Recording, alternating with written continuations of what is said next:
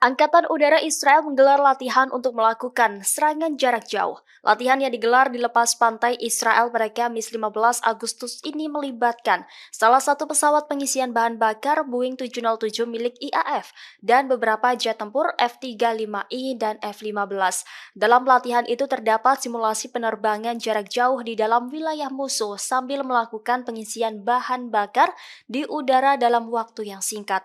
Adapun serangan ini dilakukan di saat Iran dan Hizbullah memamerkan kekuatannya. Hizbullah merilis video gudang rudal presisi bawah tanah dengan nama IMED-4. Sementara itu Iran juga kembali merilis video yang memperlihatkan tumpukan senjata di bawah tanah. Senjata-senjata lengkap disebut siap dikerahkan kapan saja.